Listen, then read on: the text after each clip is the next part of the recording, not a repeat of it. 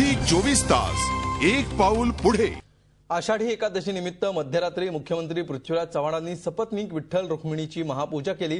तर प्रथेप्रमाणे यंदा मानाचे वारकरी ठरले लातूरचे फड दाम्पत्य। लाखो भाविकांच्या महासागरानं पंढरपूरचं देखणं रूप अवघ्या महाराष्ट्रानं अनुभवलं। आषाढी एकादशी निमित्त पंढरपुरात शनिवारी पहाटे मुख्यमंत्र्यांनी विठुरायाची महापूजा केली। यावेळी मुख्यमंत्र्यांनी विठ्ठल आणि रुक्मिणी मातेची सपत्नीक पूजा केली। यावेळी मुख्यमंत्र्यांसोबत सहकार मंत्री हर्षवर्धन पाटील, जिल्ह्याचे पालकमंत्री लक्ष्मणराव ढोबळे, काँग्रेस नेते दिग्विजय सिंग उपस्थित होते। यावेळी राज्याच्या हितासाठी त्यांनी विठुरायाला साकडं घातलं। तसंच राज्यातली दुष्काळाची परिस्थिती दूर व्हावी अशी प्रार्थना केल्याची प्रतिक्रिया मुख्यमंत्री पृथ्वीराज चव्हाण यांनी दिली आहे। मी दर्शन घेताना प्रार्थना केलेली आहे की राज्यामध्ये चांगला पाऊस पडो, राज्य समृद्धीच्या दिशेने वाटचाल करो, जे काही संकट आलेली आहे त्या संकटावर मात करण्याची क्षमता, ताकद आणि बुद्धी आम्हा सर्वांना, प्रशासन, राज्यकर्त्यांना देव, अशी मी प्रार्थना विठ्ठलाकडे केलेली आहे। तर यंदा मानाचे वारकरी ठरले लातूरमधल्या हकनाकवाडीचे फड दाम्पत्य।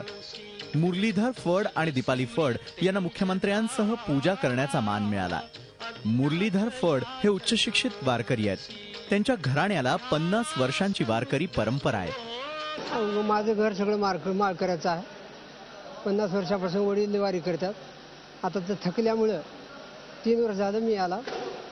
मला मान मिळेल, काही दर्शन होईल मनाची सुद्धा गॅरंटी नव्हती। मग आता पूजेचा मान मुख्यमंत्र्यांसह मिळाला।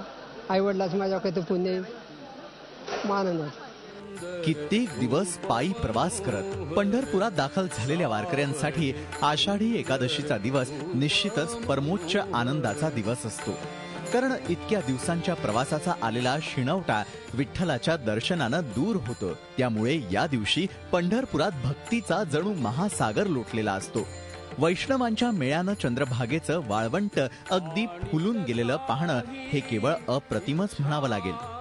यावेळी पंढरपूर म्हणजे भूवैकुंठच भासतं। झी 24 ताससाठी पंढरपूरहून संजय पवार आणि रमेश जोशीसह ब्युरो रिपोर्ट, मुंबई। झी 24 तास एक पाऊल पुढे।